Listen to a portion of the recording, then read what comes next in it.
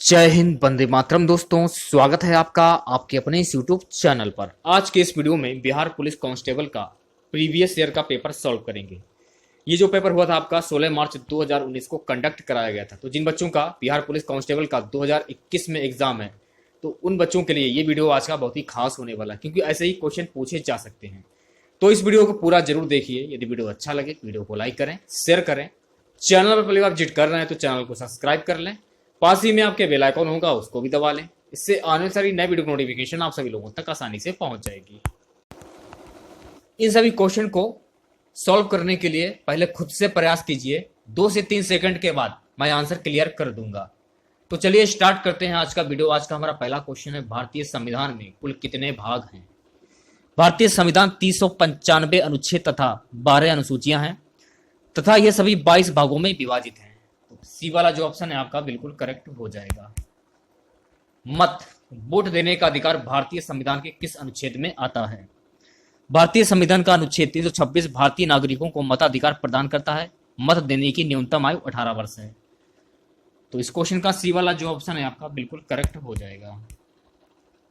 अगला क्वेश्चन, पूर्व पश्चिम गलियारे में पूर्वोत्तर भाग है। पूर्व पश्चिम गलियारा सिलचर से पोरबंदर तक इसकी लंबाई है 3300 किलोमीटर। तो ए वाला जो ऑप्शन है आपका बिल्कुल करेक्ट हो जाएगा। अगला क्वेश्चन, हमन टोटा बंदरगाह किस देश में स्थित है? हमन टोटा बंदरगाह श्रीलंका में स्थित है। इस बंदरगाह का नाम श्रीलंका के पूर्व राष्ट्रपति मंगमपुरा महिंद्रा राजपक्षे के नाम पर रखा गया है। तो इस क्वेश्चन का डी वाला जो ऑप्शन है आपका बिल्कुल करेक्ट हो जाएगा। अगला क्वेश्चन, ड्रेटायर नामक नगर किसके लिए प्रसिद्ध है? ड्रेटायर नगर ऑटोमोबाइल्स उद्योग के लिए प्रसिद्ध है। ये अमेरिका के मिशिगन प्रांत में डेट्रॉयट नदी के किनारे पर स्थित है। तो बी वाला जो ऑप्शन है आपका बिल्कुल करेक्ट हो जाएगा। अगले क्वेश्चन की बात करते हैं, जनसांख्यिकी लाभांश होता है। जनसांख्यिकी लाभांश 15 से 59 वर्ष की कार्यशील जनसंख्या को कहा जाता है। तो इस क्वेश्चन का ए वाला जो ऑप्शन है आपका बिल्कुल करेक्ट हो जाएगा। अगला क्वेश्चन, डाक संशोधन विधेयक में पॉकेट वीटो का प्रयोग किस राष्ट्रपति ने किया था? तत्कालीन राष्ट्रपति ज्ञानी जैल सिंह द्वारा डाक संशोधन विधेयक में पॉकेट वीटो का प्रयोग किया गया था। तो बी वाला जो ऑप्शन है आपका ज्ञानी जैल सिंह बिल्कुल करेक्ट हो जाएगा। अगला हमारा क्वेश्चन है, महाराधिराज की उपाधि अपनाने वाला पहला गुप्त शासक कौन था? चंद्रगुप्त प्रथम महाराजाधिराज की उपाधि धारण करने वाला पहला गुप्त शासक था। यह गुप्त वंश के तीसरे शासक थे। इन्होंने 320 से 355 ईस्वी तक शासन किया। तो ए वाला जो ऑप्शन है आपका बिल्कुल करेक्ट हो जाएगा। चलिए बात करते हैं नेक्स्ट क्वेश्चन की, भारतीय संविधान की अनुसूची 6 में किन किन राज्यों को शामिल किया गया है? भारतीय संविधान की अनुसूची 6 में असम, त्रिपुरा, मेघालय व मिजोरम को शामिल किया गया है। यह अनुसूची इन राज्यों में अनुसूचित क्षेत्रों और जनजातियों के प्रशासन एवं नियंत्रण से संबंधित है। तो ए वाला जो ऑप्शन है आपका बिल्कुल करेक्ट हो जाएगा।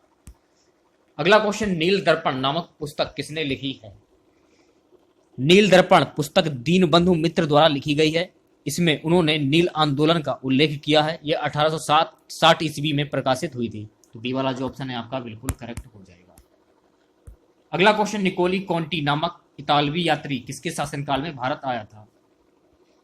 विजयनगर साम्राज्य के शासक देवराज द्वितीय 1424 से 1446 ईस्वी के शासनकाल में इटली का यात्री निकोलस कोटी भारत आया था। इन्हीं के शासनकाल में फारसी इतिहासकार अब्दुल रजाक ने भी भारत का दौरा किया था। तो इस क्वेश्चन का बी वाला जो ऑप्शन है आपका बिल्कुल करेक्ट हो जाएगा। अगला क्वेश्चन, अवध के ब्रिटिश साम्राज्य में मिलन के समय अवध के नवाब कौन थे? अवध के नवाब वाजिद अली शाह के शासनकाल में अवध का ब्रिटिश साम्राज्य में विलय किया गया। तो ये वाला जो ऑप्शन है आपका बिल्कुल करेक्ट हो जाएगा। अगला क्वेश्चन है कि HYSSIS नामक उपग्रह का प्रक्षेपण किस यान से किया गया था? हाइपर स्पेक्ट्रल इमेजिंग सैटेलाइट का प्रक्षेपण 28 नवंबर 2018 को PSLV C43 के द्वारा किया गया। HYSSIS के अतिरिक्त इसमें 8 देशों के 30 सैटेलाइट शामिल हैं। तो सी वाला जो ऑप्शन है आपका बिल्कुल करेक्ट हो जाएगा। ये आपका करंट अफेयर्स का क्वेश्चन पूछा गया था। इस क्वेश्चन को हम छोड़ते हैं फिलहाल, चलिए कर लेते हैं। क्वेश्चन पूछा गया था, ऑस्ट्रेलियाई ओपन 2019 की महिला एकल विजेता कौन है? ये क्वेश्चन पूछा जा रहा है। ये वाला जो ऑप्शन है आपका नाओमी ओसाका बिल्कुल करेक्ट हो जाएगा। अगला क्वेश्चन, लालजी टंडन बिहार के कौन से राज्यपाल हैं? ये क्वेश्चन पूछा जा रहा है। 31वें, बी वाला जो ऑप्शन है आपका बिल्कुल करेक्ट हो जाएगा। बिहार का न्यूनतम जनसंख्या वाला जिला पूछा गया है। 2011 की जनगणना के अनुसार बिहार का न्यूनतम जनसंख्या वाला जिला शेखपुरा है।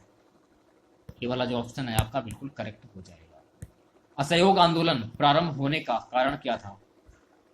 असहयोग आंदोलन 1920 से 22 के प्रारंभ होने का कारण रॉलेट एक्ट था। तो बी वाला जो ऑप्शन है आपका बिल्कुल करेक्ट हो जाएगा। घातक क्या है? लड़ाकू विमान। सी वाला जो ऑप्शन है आपका बिल्कुल करेक्ट हो जाएगा। वर्ष 2020 के लिए विश्व की स्थापत्य राजधानी किस शहर को घोषित किया गया? ब्राजील के शहर रियो डी जेनेरियो को वर्ष 2020 के लिए विश्व की स्थापत्य राजधानी के तौर पर चयनित किया गया। तो बी वाला जो ऑप्शन है आपका बिल्कुल करेक्ट हो जाएगा। आज का हमारा सबसे अगला क्वेश्चन है 20वां क्वेश्चन देखते हैं। क्वेश्चन हमारा है आज का, बिहार का सर्वाधिक लिंगानुपात वाला जिला कौन सा? ये क्वेश्चन पूछा जा रहा है।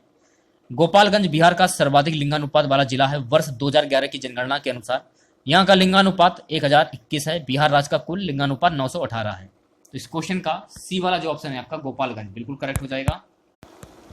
बिहार के कितने प्रतिशत भूभाग पर अति सघन वन है? 0.35। बिहार के मात्र 0.35% क्षेत्र पर ही अति सघन वन का विस्तार है। तो सी वाला जो ऑप्शन है आपका बिल्कुल करेक्ट हो जाएगा। रंगराजन कमेटी कब गठित की गई थी? गरीबी मापन प्रणाली की समीक्षा हेतु 2005 ईस्वी में रंगराजन कमेटी गठित की गई थी। 2005। डी वाला जो ऑप्शन है आपका बिल्कुल करेक्ट हो जाएगा। चलिए बात करते हैं नेक्स्ट क्वेश्चन की। अंतर्राज्यीय परिषद के सदस्य नहीं होते हैं राज्यपाल, राज्य के मुख्यमंत्री, प्रधानमंत्री, कैबिनेट स्तर के मंत्री। राज्यपाल अंतर्राज्यीय परिषद का सदस्य नहीं होता। वह अंतर्राज्यीय परिषद में तब शामिल होता है जब उस राज्य में राष्ट्रपति शासन लागू हो। तो ये वाला जो ऑप्शन है आपका बिल्कुल करेक्ट हो जाएगा। अगला क्वेश्चन, बिहार धारणी विकास से संबंधित बोर्ड हैं। ये वाला जो ऑप्शन है आपका योजना और विकास विभाग बिल्कुल करेक्ट हो जाएगा। अगला क्वेश्चन, 1919 से 20 में दरभंगा किसान आंदोलन के प्रमुख नेता कौन थे? स्वामी सहजानंद सरस्वती। बी वाला जो ऑप्शन है आपका बिल्कुल करेक्ट हो जाएगा। 1919 से 20 में दरभंगा किसान आंदोलन के प्रमुख नेता थे। अगला हमारा क्वेश्चन है कि प्रकाश संश्लेषण किस किस से होता है? प्रकाश संश्लेषण की क्रिया क्लोरोफिल द्वारा होती है। यह एक प्रोटीन युक्त जटिल रासायनिक यौगिक है। क्लोरोफिल के कारण ही पत्तों का रंग हरा होता है। ये वाला जो ऑप्शन है आपका बिल्कुल करेक्ट हो जाएगा। अगला क्वेश्चन देखिए, प्रकाश संश्लेषण किससे होता है? ये वाला क्वेश्चन तो मेरे ख्याल में हो गया है, क्लोरोफिल था इसका आंसर। अगला क्वेश्चन देखिए, भू स्थिर उपग्रह पृथ्वी से कितनी ऊंचाई पर स्थित होता है? पृथ्वी के चारों ओर परिक्रमा कर रहे उपग्रहों की वह कक्षा जिसमें उसका परिक्रमण काल पृथ्वी के परिक्रमण काल में समान 24 घंटे हो तथा घूर्णन की दिशा पश्चिम से पूर्व के समांतर हो, ऐसे उपग्रह को भू स्थिर उपग्रह कहते हैं।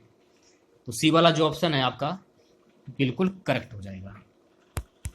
एक सींग वाला राइनो गेंडा किस राज्य में पाया जाता है? काफी इंपॉर्टेंट क्वेश्चन है। असम के काजीरंगा राष्ट्रीय उद्यान में एक सींग वाला गैंडा पाया जाता है। तो डी वाला जो ऑप्शन है आप बिल्कुल करेक्ट हो जाएगा। भारत का राष्ट्रीय वृक्ष कौन सा? ये क्वेश्चन में पूछा जा रहा है। बरगद। डी वाला जो ऑप्शन है आपका बिल्कुल करेक्ट हो जाएगा। पृथ्वी दिवस कब मनाया जाता है? पृथ्वी दिवस 22 अप्रैल को मनाया जाता है।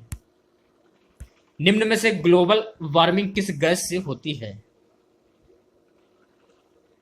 कार्बन डाइऑक्साइड ग्लोबल वार्मिंग के लिए मुख्य रूप से उत्तरदायी गैस है। डी वाला जो ऑप्शन है आपका CO2 बिल्कुल करेक्ट हो जाएगा। उत्पादक और खाने के क्रम को क्या कहते हैं? उत्पादक और उपभोक्ताओं के क्रम को खाद्य श्रृंखला कहा जाता है। ये वाला जो ऑप्शन है आपका बिल्कुल करेक्ट हो जाएगा। आनुवंशिकता की सबसे छोटी इकाई क्या है? जीन आनुवंशिकी की सबसे छोटी इकाई को कहते हैं। यह व्यक्ति में आनुवंशिक गुणों का निर्वाह करने का कार्य करते हैं। तो डी वाला जो ऑप्शन है आपका जीन बिल्कुल करेक्ट हो जाएगा। अगला क्वेश्चन देखिए, डी ऑक्सीजनित रुधिर शरीर से किससे आता है? शरीर से अशुद्ध या ऑक्सीकृत रक्त महाशिरा द्वारा दाएं निलय में आता है और यहां से होता हुआ फुसफुस धमनी द्वारा फेफड़ों में ऑक्सीकृत होने लग जाता है। तो बी वाला जो ऑप्शन है आपका बिल्कुल करेक्ट हो जाएगा। अगला क्वेश्चन हमारा है कि प्रारंभिक खाद्य नहीं है।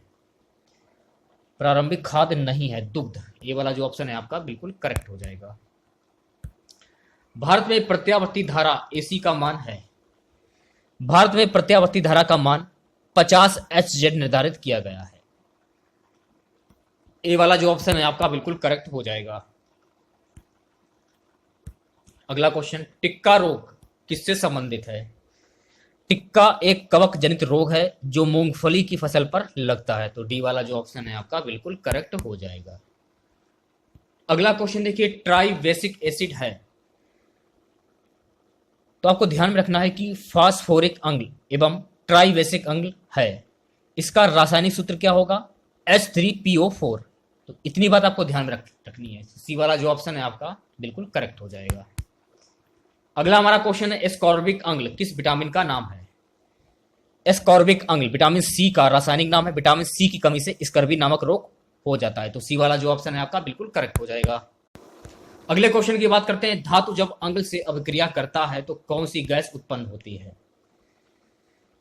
अम्ल से अभिक्रिया करने पर धातुएं हाइड्रोजन गैस छोड़ती हैं, तो इतनी बात आपको ध्यान में रखनी है। डी वाला जो ऑप्शन है आपका बिल्कुल करेक्ट हो जाएगा। इलेक्ट्रॉनिक विन्यास 287 वाला अधातु तत्व कौन सा है? यह क्वेश्चन में पूछा जा रहा है।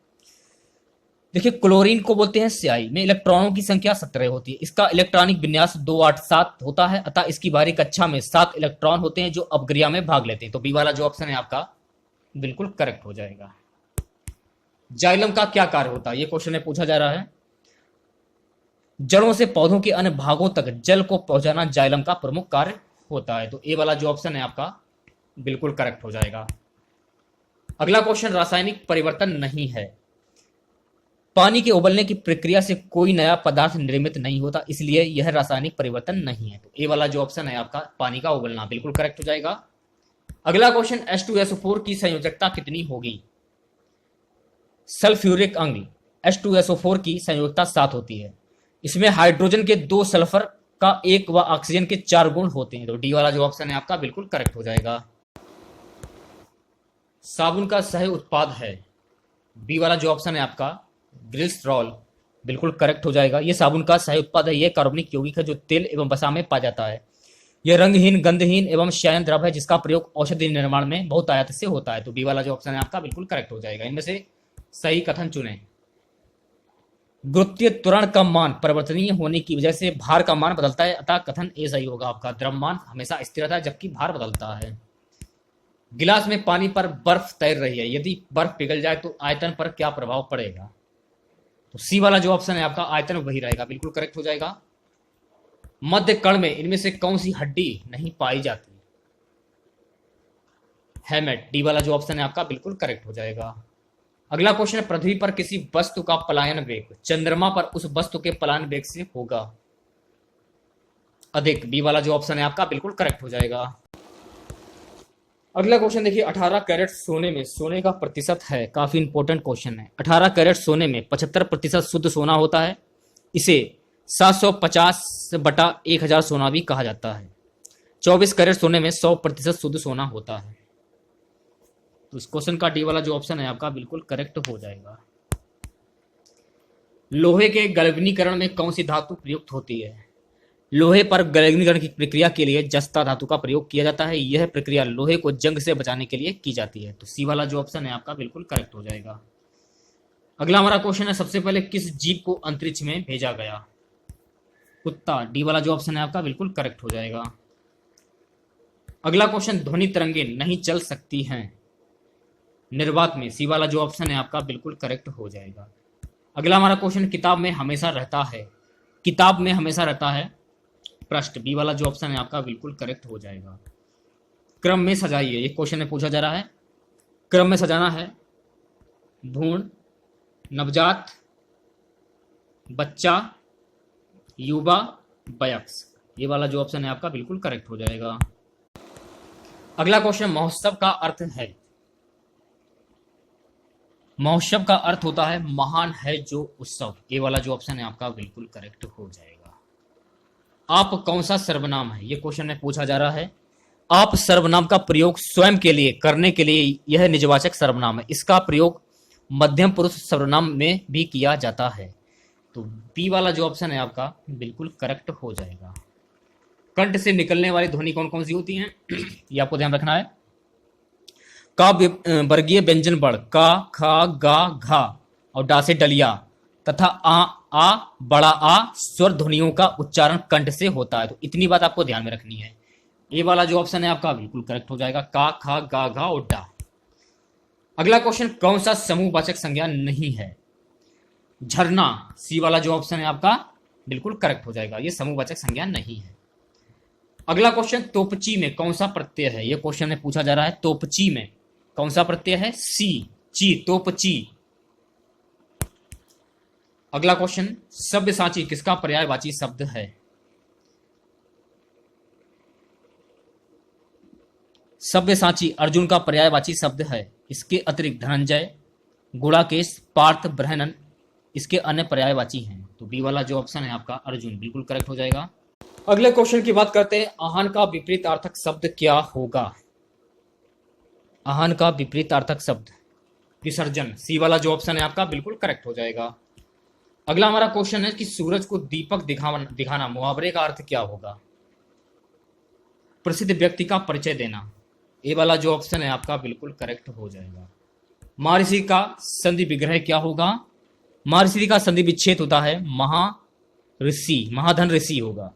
इसमें गुण संधि है, गुण संधि में छोटा आ या बड़ा या के पश्चात छोटी ई, बड़ी छोटा ऊ, बड़ा ऊ या फिर ऋषि ऋषि आने पर ई बड़ी ई बन जाता है, ऊ बड़ा ऊ बन जाता है, वा और री बन जाता है। ठीक है, तो बी वाला जो ऑप्शन है आपका बिल्कुल करेक्ट हो जाएगा। अगला हमारा क्वेश्चन है, द्विज इनमें से किसका पर्यायवाची शब्द नहीं है? द्विज का बादल, बी वाला जो ऑप्शन है आपका बिल्कुल करेक्ट हो जाएगा। अगला क्वेश्चन, आतताई का क्या अर्थ होता है?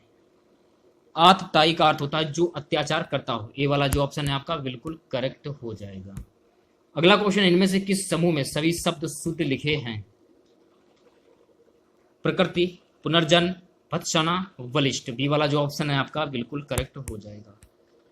अगला क्वेश्चन, जो पढ़ेगा वह पास होगा कौन सा विशेषण है? ऑप्शन डी जो है आपका सार्वनौमिक विशेषण बिल्कुल करेक्ट हो जाएगा। नेक्स्ट क्वेश्चन की बात करते हैं, इनमें से कौन सा वाक्य शुद्ध नहीं है? ए वाला जो ऑप्शन है आपका बिल्कुल करेक्ट हो जाएगा, विष्णु के अनेकों नाम हैं। द्वंद्व समास का उदाहरण है, ये क्वेश्चन में पूछा जा रहा है। दीर्घ सामसिक पद में द्वंद्व समास है वह समास जिसके दोनों पद पूर्व पद एवं उत्तर पद प्रधान हो तथा दोनों पदों को जोड़ने पर संयोजक अव्यय और या अथवा एवं आदि का लोप हो जाता है, वहां पर द्वंद्व समास कहलाता है। तो ये वाला जो ऑप्शन है आपका बिल्कुल करेक्ट हो जाएगा। और एक तरीका और है इसको पहचानने का, बीच में योजक चिन्ह, इस प्रकार का योजक चिन्ह हो तो ये सब समझ लीजिए यहाँ पर द्वंद्व समास होगा। आसमान टूट पड़ना, इसका अर्थ क्या होगा? आसमान टूट पड़ना, मुसीबत आना, बी वाला जो ऑप्शन है आपका बिल्कुल करेक्ट हो जाएगा। इनमें से शुद्ध वर्तनी वाला शब्द कौन सा है? ये क्वेश्चन में पूछा जा रहा है। सी वाला जो ऑप्शन है आपका रचयिता बिल्कुल करेक्ट हो जाएगा। समास का विलोम शब्द क्या होगा? तो समास का विलोम शब्द होगा व्यास, सी वाला जो ऑप्शन है आपका बिल्कुल करेक्ट हो जाएगा। नेक्स्ट क्वेश्चन, परिमाप में उपसर्ग है परि, इसमें उपसर्ग होगा परि, उपसर्ग हो जाएगा। बादल का तत्सम शब्द क्या होगा? बादल का तत्सम शब्द क्या होता है? वारिद, सी वाला जो ऑप्शन है आपका बिल्कुल करेक्ट हो जाएगा।